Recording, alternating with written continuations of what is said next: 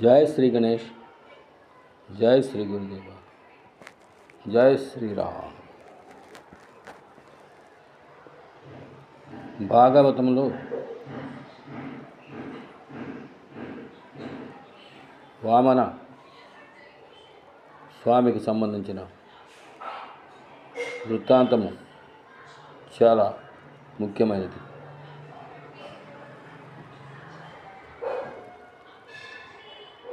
హిరణ్య కశిపుడు కుమారుడైన ప్రహ్లాదుడి కుమారుడైన విరోచనుడు కుమారుడైన బలిచక్రవర్తి దానము చేయుటలో మిక్కిలి ప్రసిద్ధి చెంది అహంకారము చెందినాడు.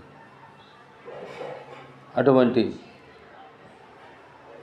బలిచక్రవర్తి యొక్క అహంకారమును అనుసుటకు శ్రీ మహావిష్ణువు కశ్యపు ప్రజాపతి అదితి గర్భమున వామనమూర్తిగా జన్మించినాడు. ఆ జన్మించిన వామనమూర్తి బలిచక్రవర్తి చేస్తున్న యజ్ఞశాలకు వచ్చి అక్కడ ఎన్నో విధముల అక్కడ పనిచేయు బ్రాహ్మణోత్ములకు రకరకములైన సూచనలు వేదముల యొక్క సారమును బోధించుచూ ఉండగా చివరకు అటు తిరిగి ఇటు తిరిగి బలిచక్రవర్తి దగ్గరికి పోగా బలిచక్రవర్తి, ఓ బ్రాహ్మణోత్తమ విప్రుడా, నీ రాక నాకు జన్మ సుకృతమైనది. జన్మ యొక్క సార్థకం పెరిగింది. కావున ఏమి కావాలని కోరుకో అని అనగా, నాకు ఏమీ అక్కర్లేదు, 3 అడుగుల స్థలం ఇమ్మని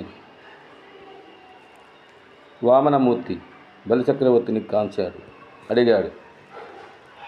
అప్పుడు 3 అడుగుల స్థలమును బలిచక్రవర్తి దానము చేస్తున్నాడు. అప్పుడు వామనమూర్తిని గాంచి ఇలా అంటున్నారు: ఇప్రాయ ప్రగట వ్రతాయ భవతే విష్ణుస్వరూపాయ